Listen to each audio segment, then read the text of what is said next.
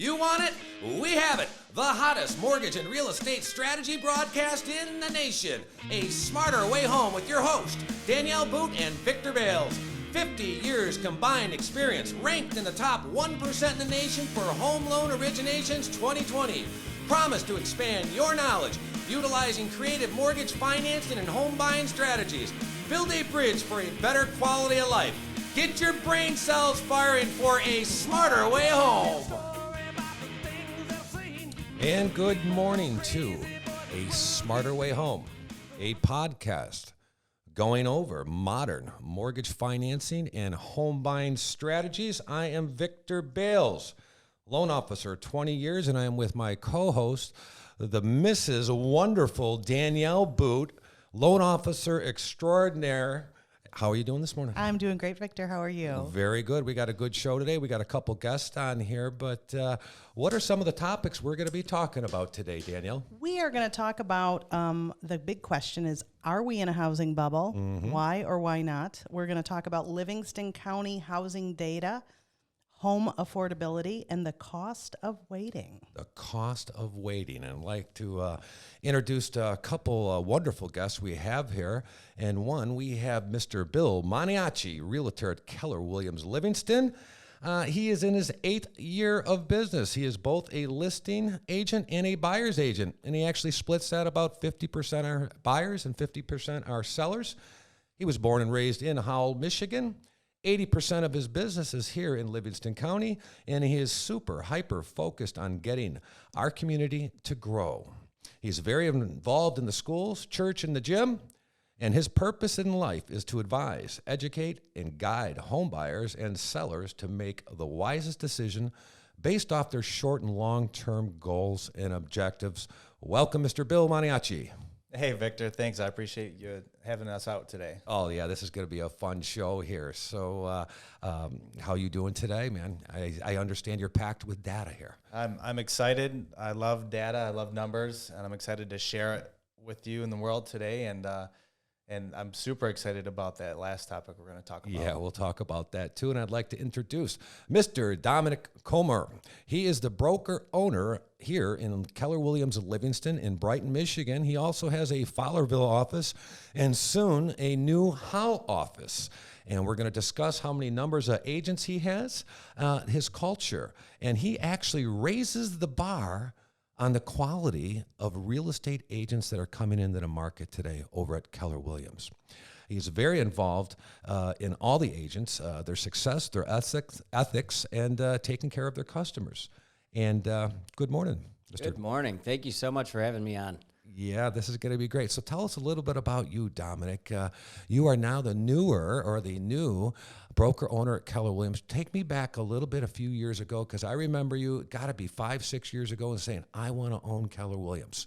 Take us back a little bit. Tell us a little bit about that first. Yeah, so real quick, I got into the real estate business, got my little real estate license in 2013, and quickly just followed the directions of my peers and my leaders and modeled businesses that I wanted to have. I built a pretty decent-sized real estate business and ultimately set a goal, because it changed my life so much, set a goal to buy the office within 5 years. And you did that. And I did that. Yeah. Yeah, and so now you are at Keller Williams in Brighton, but you also have a Fowlerville office? Yeah, we have a Fowlerville Business Center and soon to be a Howell Business Center. So in downtown Howell, where is this exactly in downtown Howell? It's directly across from Karate's, the new Karate's Bocce Ball restaurant. Pizza. Excellent. Bocce Ball. So now you've grown the real estate base that you have. How many agents do you have working for you right now? When I took over the brokerage, we had we got down to about 137 agents, and today we have 187 agents. 187 agents. And talk about the culture at Keller Williams there. It's second to none. It can't even put it into words. Everyone is there to help everyone be successful. Our full leadership team is there every day to make sure that our agents, have every tool they need to be successful. And as long as they show up, they have no other choice but to be successful. And looking at some of the numbers, it looks like Keller Williams Brighton is basically the leader in our county on home sales? Yeah, we've just this year become the leader. Have gained market share in Livingston County and sell more houses than any other brokerage that's based out of Livingston County. Well, that's absolutely excellent. So let's get into the show here. And Danielle and I were talking about the housing bubble. We get fielded by calls of, I'm going to wait. The market's going to crash. I'm just going to wait. I don't know. I'm concerned about inflation, the economy. Bill and Dominick, what is your thoughts on this? Are we going into a housing bubble? Well, I think that's the question of the century right now. I don't think there's a day that goes by that I don't hear somebody say exactly that 3 or 4 times a day. And it's kind of scary to hear because I'm worried for people in their future. If they're looking to buy a home in the next 5 years, I think it's a huge mistake to wait. Okay, so tell me why we're not going into a housing bubble, Dominick or Bill. There are so many factors that are going to play into this. I think the biggest, most important one that we all have to keep an eye on, because it's in any industry, is supply and demand. Okay. There's not enough houses out there for as many buyers as Well, there are. how many houses short are we in this country? Well, if we're looking at new construction throughout the last decade or so, we've been creeping back up to where we should be. But at this point, we're about 4 million new builds short. Okay, so that's one reason not to go in a bubble, because of lack of inventory, correct? Yeah, as a matter of fact, in 2009, there were 4 times as many homes on the market as there are today. Okay. Give me another reason why we are not in a bubble. So a recent stat that I actually learned was that mortgage debt as a percentage of disposable income is also the lowest that it's ever been since the 80s. Wow.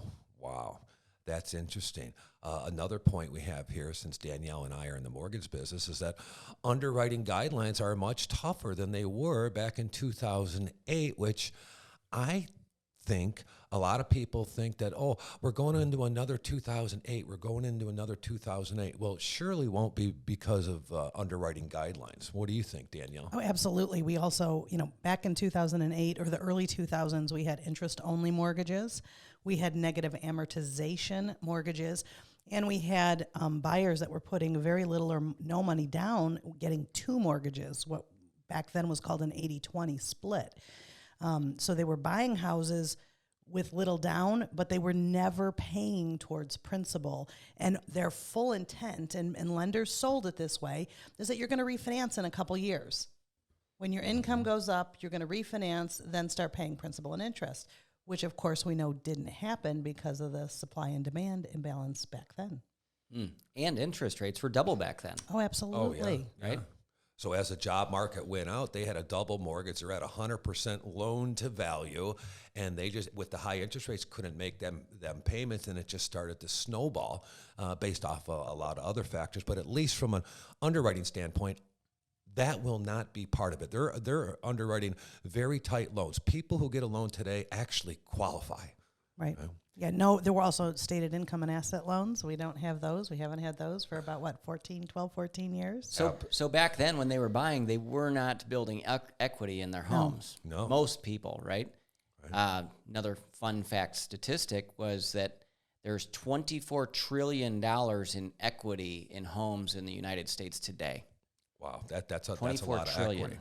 We've never ever seen that in the history of America. So people who are waiting for the bubble to burst, well, anybody who has a house right now, 90% of people that have houses right now have enough equity that they can sell and they don't have to go into foreclosure. Absolutely, even if they're in distress. Well, and as we talk about potential foreclosures, everybody's talking about the zombie foreclosures, and these are the people in forbearance, right? But many of those people have that equity. They're not just going to walk away from the home. And a lot of the others that are in forbearance, if they're still having trouble, the lenders are going to work with these loan modifications. So that'll take a lot out of going into the foreclosure pool. And what Danielle and I have been seeing is that there will be very few people that are in forbearance, and these will be the customers that bought with little down or no down in the last couple years that still have a negative impact with employment, that after real estate commissions, transfer taxes, and all that, they may be a little bit short on that. And even with that, Victor, with what we're seeing in Livingston County right now, I don't even know if that's going to be an issue for people that bought it 0% down 2 years ago, even 1 year ago. Because of appreciation rates. Because of appreciation. As long as they call a realtor, right? I think a lot of people that are having struggles just bury their head in the sand and don't call a professional to say, hey, what are my options here? And there's lots of options for people. Oh, I tell you what, I was in the situation during the last burst of the bubble. I was not picking my phone up and calling a real estate agent saying, what are my options? And God, I wish I had. Yeah. I could have sold my house versus losing it. And so many people, anybody today who's going through that should call a real estate professional to find out what their options are. We're not debt collectors. We're not the bad guys. Don't be scared of us.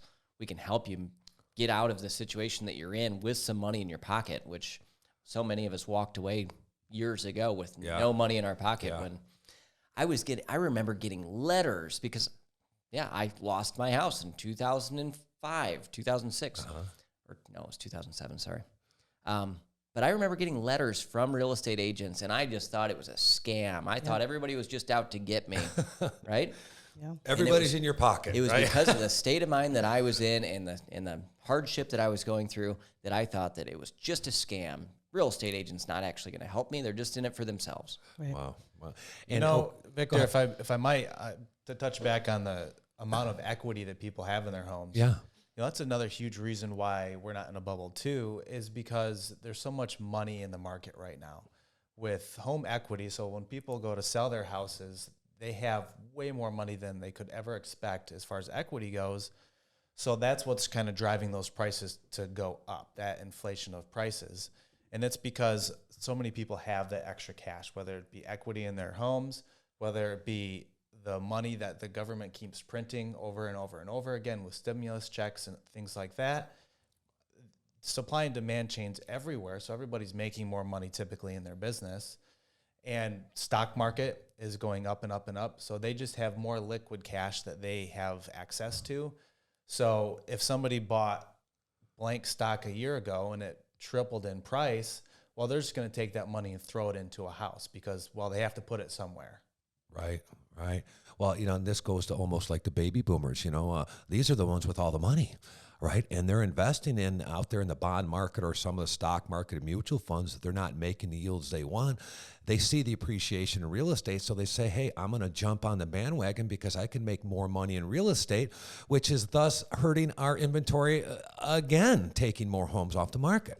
Yeah, investors are getting into the game more so now than ever before.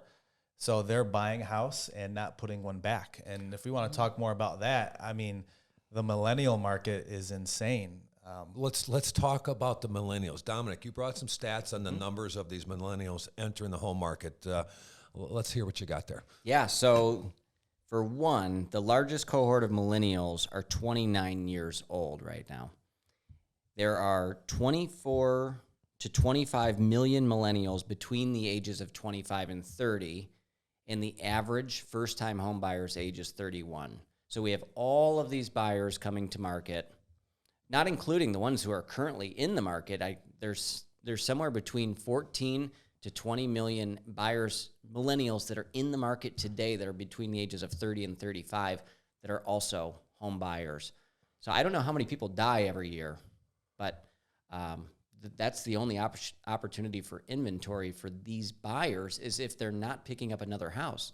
And that's either foreclosures, which we don't see many of, or people passing away and not buying another house. And so we're already 4 million homes short just because of the building need.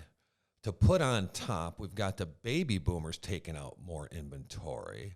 Plus, we've got 24 million millennials coming on the market trying to take more off the inventory. And we have tech companies and hedge funds buying houses right now, so that's taking more inventory off the market.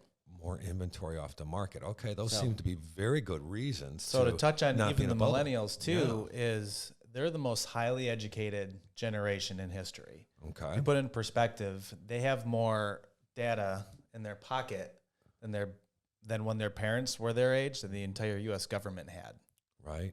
So they're educated, they've been to school, they are making a lot of money, and they know what to do with it. And so they're being very smart and savvy They also investors. didn't get hurt by the last recession because of the age group they're in, and they saw their parents sometimes experience financial pain and discomfort and loss. So what we have seen on the lending side, and this is not everybody, certainly there's a lot of millennials that do have student loan debt, but there's a lot that don't have student loan debt, and they don't have generally tremendous credit card debt or extravagant car payments and things of that nature, which 10, 15 years ago, I mean, I would have seen somebody that was first-time homebuyer market that had a $600 truck payment. You know, we're not seeing that. Right. They're very financially savvy in most cases. They're financially savvy, and they're also damaged a little bit because they were in high school and college during the last bust when their parents, lost everything that they had in the stock market. Those are the same people that are telling Bill and myself every single day, I think we're just going to wait for the market to crash again. Yeah, I had a client I just closed a couple weeks ago that has been renting for 10 years. 10 years. And they struggled to make the decision to buy a condo in Howell for under $200,000 when the payment was going to be the same as what they've been renting all these years. They wanted the payment to be less than what they were renting. And luckily, they finally felt comfortable with it. And there was good reason why they didn't buy years ago, but they probably should have bought 5 years ago. The first few years of getting established in the job, knowing that they were going to stay in that area. But I literally had to give them the equation that, hey, you have spent it was $90,000 or $100,000 in rent. Oh, And they were secure, they had good credit, they had money in the bank, but they were absolutely afraid. Wow. So let's discuss here a little bit, because we're getting all these calls of saying, I'm not going to buy. I'm going to wait. Something's going to happen. And Bill, before the show, you mentioned you had this call last night, that our couple calls, I'm just going to wait. Can you talk a little bit about that, please? Yeah, so it's every day. People want to wait. They want to wait to see the crash. They want to wait for the prices to come down. And the problem with waiting, there's lots of problems with waiting, but I think the biggest problem is if we do see a little bit of a dip, and when I say dip, it's more of a leveling off. There's been so many buyers that's lost out on offers this year and last year that have kind of taken a step back. They've thrown in the towel. Well, those people still want to buy a home. So the second we see any chink in the armor, all of those people are going to come flocking back. So that's our wave two. They're waiting. Which waiting. is going to take more inventory, have more inventory strains. I think we're going to see those buyers re-enter the market potentially November, December, January, because they signed leases March, April, and May of this year. When they threw in the towel. When they threw in the towel. So they're ready to go. But guess what? They've been saving. And, we've been probably coaching them to improve their credit scores so that we can get them the best rate and the best terms on a mortgage. And they're going to be prepared. And buyers right now are also much more flexible with considering their loan options. A year or two ago, everybody, we've got rural development in the county. Great for first-time home buyers. But in the last 18 months, sellers are not really looking highly at that type of offer because there's so many options for a seller to consider as multiple offer situation. But now we've got buyers that'll go, okay, I can go RD or I can go conventional. What's the best option? And then we kind of give those tools to their realtor based on the property and the seller situation and say, okay, here's what this buyer's options are. What do we need to do to get them a house? And when you brought up the conventional versus rural development, and on a rural development offer with all these over asking price, giving appraisal guarantees, that rural down option allows them with little or no down payment, so they have that extra cash to compete, to overpay for that appraisal guarantee or whatever it may have, But Bill, let's run into some Livingston County data. I know you're dying to give us some numbers. What's the real numbers out there? Because the figures don't lie. Yeah, the numbers are great, and Livingston County is certainly something to look at for sure. And just to touch back on what we were kind of talking about previously, is Livingston County has always kind of been that rural area, kind of that center point in Southeast Michigan. And what we've seen with COVID is people working from home, people that don't have to go into the office much anymore. And if they do, maybe it's 30% of what they used to. So what we're finding is people flocking out of the big cities, moving 25 miles away from the inner cities. So Lansing, Flint, Detroit, Ann Arbor. And where does that take them? Right here in Livingston County. So that also has to do a lot with the supply and the demand, because more people are moving into our county. Which drives prices up. There we go. Okay. So as far as stats go in Livingston County, it's actually insane. So in the last 10 years, Livingston County home values, the median home value in Livingston County in the last 10 years has gone up 153%. In 10 years, 153%. So it begs the question, what are the next 10 years going to look like? Okay. Which brings us right back to the cost of waiting, which I think we'll get into in a little bit. And that's just the last 10 years. Let's look at the last 12 months. In Livingston County, the prices have gone up 15%. 15%. Wow. Where could you put your money and have it do that? Where else? Yeah. And then I'm assuming, how much did rents go up? So rents will continue to climb as well with the investor pool and the amount of people waiting for the market to crash. So rents will go up too. And if we want to get a little more hyper focused into values and things like that, let's look at different school districts. Yep. So let's say Brighton, for example. In the last 10 years, the Brighton values have gone up 143%. 143. Just in the last 12 months, 17% their values have gone up. Heartland, same thing, 169% in the last 10 years. The last 12 months, 17%. Howell School District, which is one of the biggest school districts in the state of Michigan. In the last 10 years, the values have gone up over 160% and 11% in the last year. And then the numbers are the same thing for Pinckney, for Fowlerville, for South Lyon. They're all the same, right around that 150 to 170% in the last 10 years. And how many sales are in Livingston County in a particular month there recently? So far in Livingston County this year, we've seen 2,325 sales. And we're projected to have more sales than we did last year. And last year was the second most sales that we've ever seen in the county. Okay, these people who are selling, obviously somebody's selling the home, but I'm assuming that this is putting a strain on the market, because I don't want to sell my home because I don't know if I can find another home. Can you speak on that just a bit? So that's a lot to do with strategy. Okay. And in the beginning of the year, that's what we are hearing mostly is, well, if I sold my house, which will sell quickly, where am I going to go? That conversation has quickly moved to, I'm going to wait for the bubble. Again, the bubble. That's not going to come. When in reality is, if everybody that wanted to sell their house all put their house on the market next week, then they would all have a house to buy.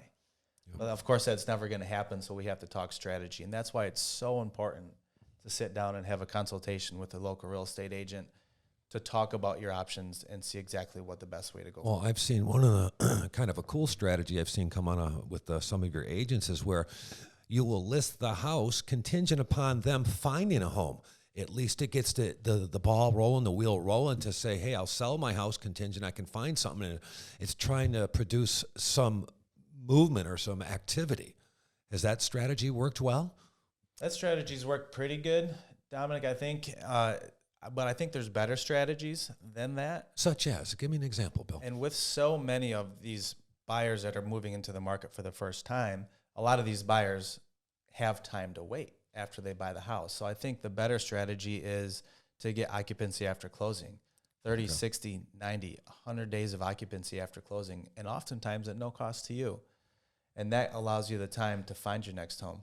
But the funny thing is when you put your house on the market, 9 out of 10 times you find the house of your dreams within the first week. Because you've pressured yourself in the corner. This one's gone. I got to find a home. And you're not falling back into a house that you don't want. You're finding the house that is perfect for you and your family. Wow. Any other data there? Any interesting statistics? Not so much. I mean, I think the numbers speak for themselves as far as appreciation goes. And until the supply changes and until interest rates start going up, maybe even a little bit, I think the appreciation is probably going to stick to being the same, about 1.5% per month. Okay. I don't think that interest rates actually can affect the supply and affect the market until the supply and demand is fixed. I would agree with that. Danielle, could you speak a little bit on where we see the mortgage market going with interest rates in the 2022? That would be the crystal ball. Like, I wouldn't be sitting in Brighton in a podcast if I had that answer. Obviously we follow Barry Habib quite a bit.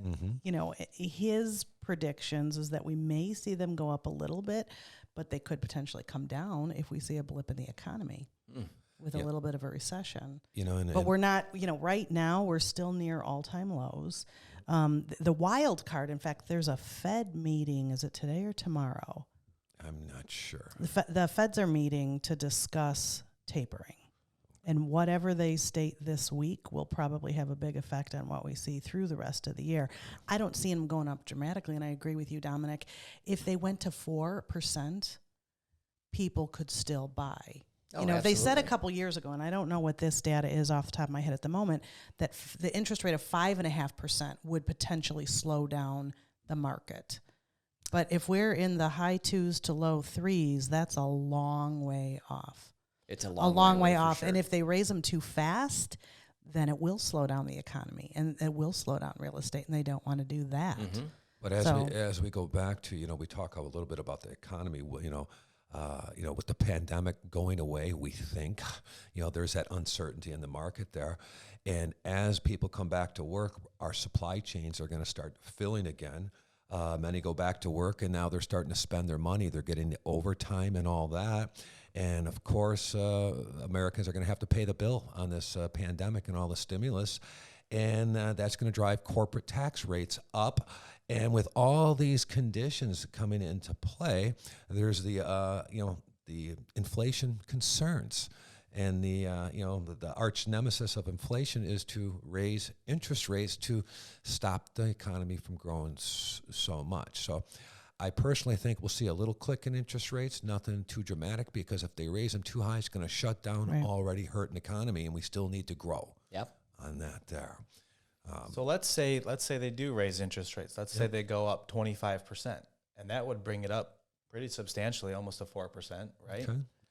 So if interest rates go up 25%, Dominick, how many people for every 10 houses would you say are in the market? I'm going to say that there's 20 people for every one house. So whatever the math. Okay. So let's say that knocks it down to 15 people. That's right. So if per we lose house. 25% of the buyers due to interest rates, and we still have a supply issue. We still have 15 people for every one home. And all that means is the buyers are going to become even stronger. And it's going to become even more competitive. Well, all the fence sitters will panic. Oh, yeah. Absolutely. Yep. Now I'm really throwing in the towel. Rates are going up. Oh, gosh. What people need to really start to look at the other side of this, rather than waiting to buy, waiting for some sort of a crash that experts all over the country are not, predicting. They should be asking themselves, how much money am I losing by not buying? By not buying. That goes into a little bit about the cost of waiting here. And I just ran some numbers this morning here. And in January of 2020, a $300,000 home, you could buy at about 4.25% interest APR, okay? And your payment was $1,180. And in 2020, I believe we had a 9% appreciation rate. That means that $300,000 home is now $327,000. But with today's interest rate, that payment wouldn't be $1,180. It would actually drop $42 a month. So you can buy that more $27,000 more expensive home this year, $42 cheaper than you could just 21 months ago. So that home affordability is there, or that cost of waiting, because the prices are going to go up. Which brings me to another topic, is home affordability. And I ran some numbers. In 1998, the median income in Livingston County was $64,700. And I bought my first home in 1998 for $138,000, and my interest rate was 7 3/8%. and my principal and interest payment was $938. So when I calculated that out, that was 17.7% of the median income for my house payment. When we look at in 2020, the median income is $84,000, and 17.7% of that income would be a $1,242 payment, okay, which would equate into, at today's rates, of a $285,000 home. So now when I look back at the home that I had bought, that home is only selling for $250,000, and it's, but yet, so you can actually afford more home than you can 23 years ago in today's wonderful interest rate environment here. So I don't understand why people are waiting to buy or saying, I'm waiting for the bubble to crack. The cost of waiting is going to kill them. Plus, it's more affordable than it was 23 years ago. Do you remember what the interest rate was on your first mortgage? Yeah. Now we're in some different age groups here. 6.5%. Okay. 10.5 here. You? I got super lucky. I did a FHA 203K loan at a 3.25% in 2013. That was pretty low. That ain't bad at all, man. No. My first was 10.5 Yeah. on an FHA loan back in 1990. Well, I thought 3.25 was as low as they were going to go. Yeah. I was at 10.5 on an FHA in 1986, and I thought, oh my God, my payment's $343. How am I going to make that? Now my cell phone's doubled. Double that there. Yeah. So Victor, let's look at the cost of waiting. Let's say the median home price in Livingston County right now is $380,000. Yep. Okay. Let's say a year from now, let's say the trends continue and it goes up 17%. And there's nothing showing that it's not going to continue. Okay. So $380,000 times 117% puts it at $444,000 in 1 year. in 1 year. Potentially. So based off of the data and appreciation rates we've been seeing recently. So what does that look like as far as a down payment increase for a buyer, a payment increase for a buyer, and what does that look like as far as just waiting a year from now to buy? Yeah, so that was $117,000 difference, you said? Or what was the difference in price? Difference in price was about $65,000. Okay, and a 20% down, that's $12,000, $13,000 down on your payment, and $60,000 is about $300 more dollars to your payment, ballpark. Versus buying today and having Yeah, $60,000 in equity next year, absolutely. which you could go refinance if rates are still low and take that money out and recoup everything that you've put into the house. Yeah. Right. Yeah, and we got to talk about the people, because of the lack of inventory, rents are going up. So that $1,200 rent you're paying this year could be up to $1,200 or $1,400, $1,500 It could next be year. worse than that. So I have a friend who sold her house a year ago, and I actually talked to her last night. So they rented an apartment, but they're the kind that look like little condos, all ranches, little garage kind of a thing. And their goal was to buy, but they didn't know where they wanted to be. And they may move out of state in a couple years due to retirement plans. Their rent was $1,600 a month for this 3-bedroom apartment, and they just re-signed a lease, and their rent did go up, I think about $150 a month, but that same apartment to a brand new tenant would have been $2,100 a month. So in a year's time, this development went up $500 a month. So you look at that and go, now we're talking $2,000 a month. Wow. For an apartment style condo living. And you go, this is crazy. Yeah. So why do you think real estate agents like us are looking for single family houses to go put renters in? Oh, absolutely. And that $150 a month increase in rent buys you about $35,000 more in house. Yep. It's just, it's crazy numbers on that there. So Victor, nationally, and I like to look at the national numbers as Right. well. It tells a huge story. Locally here in Livingston County, I think we're always the last ones to be affected and the first ones to bounce back. Yeah. Just because of the way our demographics are.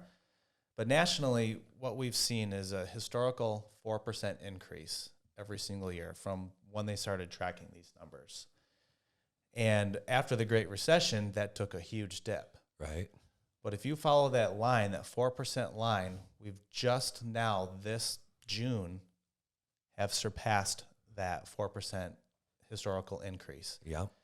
Now, Dominic, how long, if you remember, how long did it take the last time we went above that line until anything started being negative? It was 5 to 6 years that we went above that line, that trending line, before, there was ever a burst. And that was the bubble. Us being above the line right now, it's not actually scary. We've just now caught up to a 4%, increase on the average that we would have been had the burst or had the bubble and burst never happened. This is where prices would be at had all of that never happened. And the other really fun fact about it is how fast we bounced back from that burst. Yeah. Right? What was it, about 3 years? A couple of years. Yeah, we were right? smoking. So How many bursts have there been? And let's say in the last 50 years. Two. When you look at the nation, I think the Great Depression in 1929 and then the Great Recession in 2008. Other than some regional issues. For instance, Texas had a really bad recession in the 80s because of the oil industry struggling. But that didn't really impact the rest of the country. was there something else in the 80s in Michigan because of the auto industry or something? I wasn't really here in the 80s. Or was it just high interest rates I back then? think it was just High high interest interest rates. rates. But as you can see, nothing really stands out. Well, there was a for any recession. of I mean, us. there was a stock market crash in 87, but that didn't impact real estate dramatically. So I feel like there is a crash happening, but it doesn't have to do with real estate. It has Right. to do with the dollar. Yeah. The value of the dollar is crashing because there's so much money pumped into the economy right now. That could Have you seen an increase in out-of-state buyers coming to Michigan? I don't think we're quite there yet. I think it'll happen much sooner than later. The more and more natural disasters happen around the country, we see a lot of people moving out of the area. In fact, I have a client closing next week, and I had one that I closed a month ago. They're coming from California. Their jobs are remote. They can't afford to be buyers in California.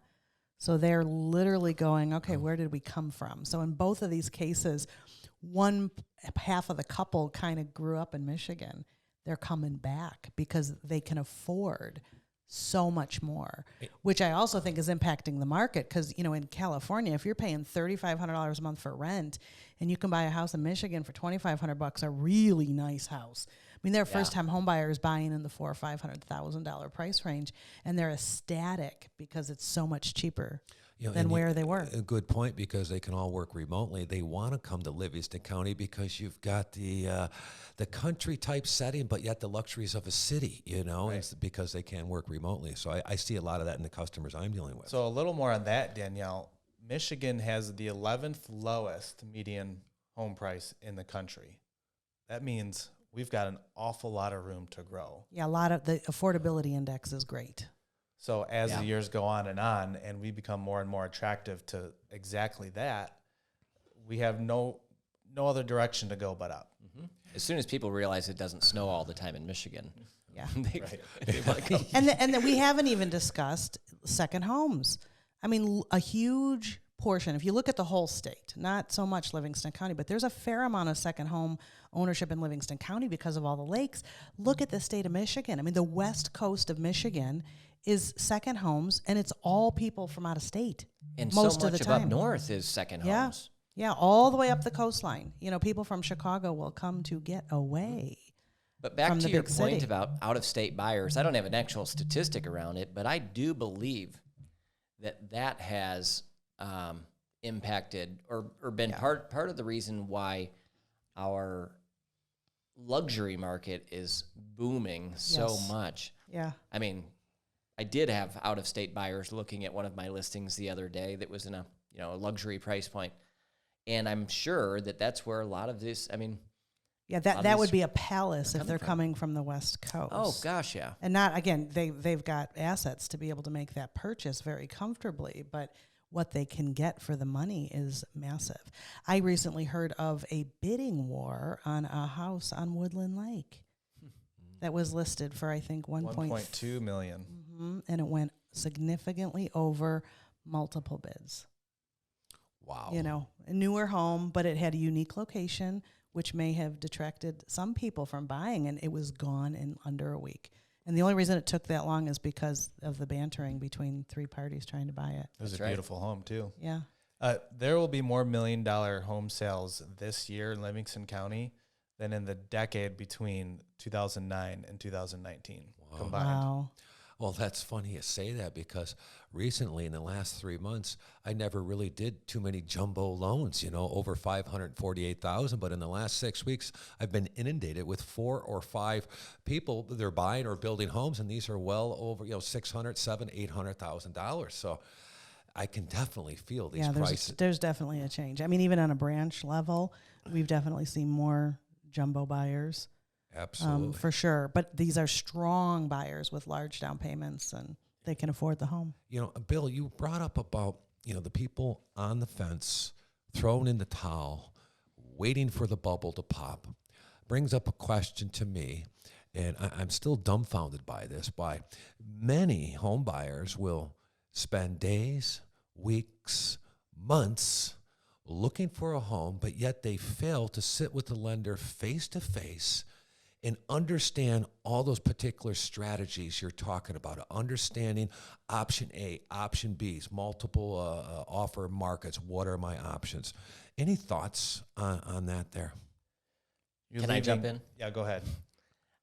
Yeah, it's because most of these people either don't sit with their real estate agent either before, and so you get that too? Yes. So if a real estate agent is not asking you to do a buyer consultation to walk you through the process and help you be as a fiduciary to be the agent that can get them the best deal, and here's why, and also connecting them with a good mortgage lender that's going to put them in their best financial situation, they're losing big time if they don't do that. You know, it's funny because, you know, many times you real estate agents get put into that situation. You get a call, hey, I want to see this house. Did you get a pre-approval? No. Well, call a lender, right? And then that client sometimes calling that lender and saying, hey, I need a mortgage. That's like him saying, going to the grocery store and say, I want an apple, not knowing there's 7,500 different varieties of apples and which apple is best for that situation. And sometimes I feel bad for the client because they think they know, I just want a mortgage. I want that apple. But it may not be the best option under that situation for both short and long-term goals, their financial health, and just their overall objectives. But yet they just want an apple, not understanding that there's 7,500 varieties on that. Do you know how many lenders are in this community? In this community, maybe 15, maybe. I'm not sure. But Different lending institutions. But there's a lot of them downtown Brighton. Yeah. So the reason I asked. Do you know? No, I don't. Okay. But I know that there are, on our end, 1,000 real estate agents in the area. Yeah. And what did you say, Bill? There's been 2,000 houses sold so far this year. That means 2,300. there's a lot of broke ones. Yeah. Honest to God, 20%, less than 20% are doing more than 80% of the business as a whole. Getting a good real estate agent that partners with a good lender is value. Is part of the strategy for an accepted offer or for the best overall picture. Yeah. Because we hear of agents all the time saying, I just can't get any offers accepted. I'm just, and their mentality is going next, over to their buyers, and their buyers are walking around saying, I just can't get an offer accepted. Our agents are not walking around saying that. We're walking around saying, I just got you an offer accepted. I just got 5 offers accepted for you, and I've watched you back away because of buyer's remorse or whatever it is. But we're able to get offers accepted, and if if you're not, then I think you need to learn a little bit more about what's going on. Well, you guys must be doing something right, because Keller Williams, your numbers are going through the roof. So your strategy, your culture, your agents are doing what's needed to be done. One of the calls that I love getting from a realtor is, hey, Danielle, my clients have been pre-approved with another lender, but they don't understand anything about the mortgage, about their payments, about their down payments, or their closing cost. Would you talk to them and give them a second opinion? I love that, because if I can educate that buyer, then I can give you back a pre-approved buyer that is ready to make a decision, because most lenders don't do that. So if they go online or who knows where to find a lender, they think they're pre-approved and all they know is a purchase price, that's a problem, and that's not a prepared buyer, because you need to understand it. Mortgage lending is not rocket science. Sometimes it's complicated. Yes, there's a lot of paperwork, but if it's explained and you know what your options are, we can help you make an educated decision, which then gives the realtor a buyer who's ready to move. I mean, how many buyers are out there that don't have this information? You know, it's having a pre-approval from a Victor Bals or Danielle Boote is like having an extra sack of money you can throw on the table with an offer. It's that attractive to the other side, especially the listing agent, when they can see somebody that they know, like, and trust to do their job locally, that has the back of that buyer. Yeah. It's incredible. Yeah, that does, and that took a long time to get there. It did. It did. But yeah. But again, buyers don't understand that some lenders will give a pre-approval with no documentation, maybe just a credit report pull, and not looking at the detail. Up to X price. Yeah. But remember, you're not approved for a mortgage amount, you're approved for a payment. If the taxes were $12,000 a year, that affects your payment by $1,000 a month versus $3,000 a year affects it $250 a month. Right. And people need to understand cash to close within $200 and their payment within about $10 before they jump off that bridge. I do find that with some of the millennial first-time home buyers, they need to meet in person. It's a huge fallacy that they want to do everything online. They like the technology, but they need to see the strategy. They need to understand the process. So, Victor and I are in the office several nights a week, meeting late with clients because they have to come in after work. But if we can get them there and build that trust, then they're a viable buyer that can go out and get an offer accepted. Well, absolutely. And if anything, even if they throw in the towel, it's not because they're not educated. They know their options. They're sitting on the fence waiting to strike with a relationship with an agent, and they're ready. But so that would be first, second, and third step, in my opinion. What's that, Bill? Before even talking to me about wanting to buy a house, they need to get with a local lender first, second, and third to strategize how they're going to do it. Because I think a big misconception is still that they need 20% down to buy a home. Oh yeah, the myth of the century, right? Yeah. And then what would be step 2? So first step, get pre-approved, understand your options. What's the next step, Bill? So after you get with your lender and you strategize exactly how you're going to move forward, if you own a home, you need to talk to a realtor and figure out what is your home worth, how much equity do you have in your home, and at the same time have a consultation.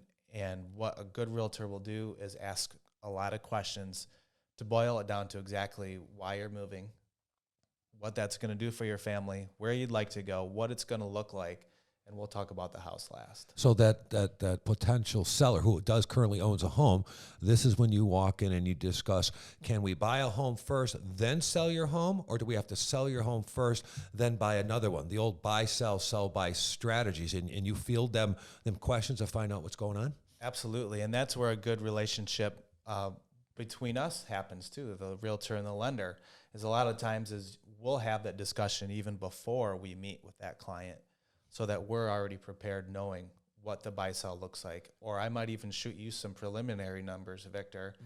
How much equity do they have so that you can be more prepared for your appointment? So now what do you tell home sellers, the ones who have to sell first, then buy? What's their probability of getting an accepted offer? What strains are there?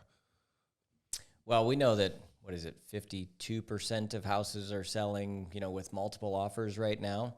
That means that there's 48% of houses that are not selling with multiple offers right now.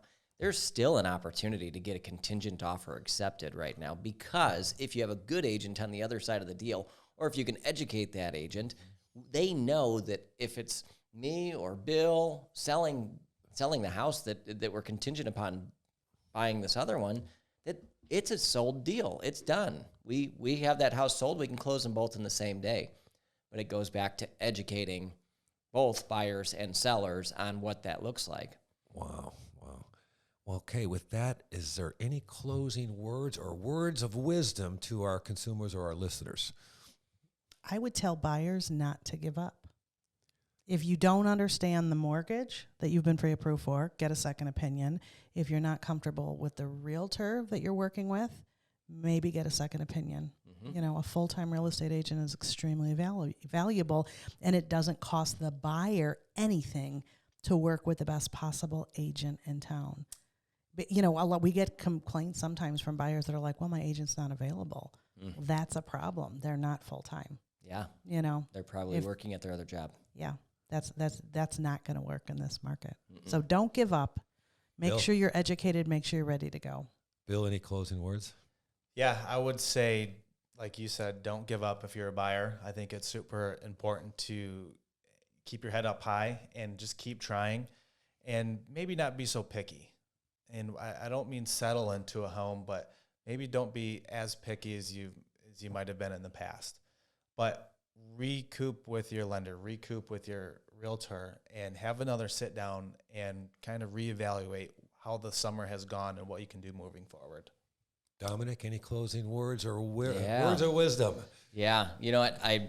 We're here today. We're all here because we do enjoy helping, you know, our friends, our consumers, our family, our customers make the best decision. And honest to God, we're students of this. All of us, we're students of this every day.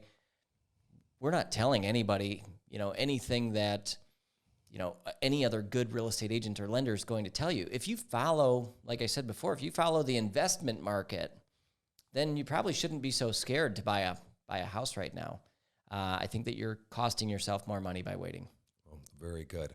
And with those words, I guess we have a consensus that maybe take this time and kind of recoup. Take this time as a blessing that you haven't found a home. Use this to rekindle that relationship with that real estate agent and your lender and learn all your options. And remember, we got to all come together and make this world better and try. Come together and make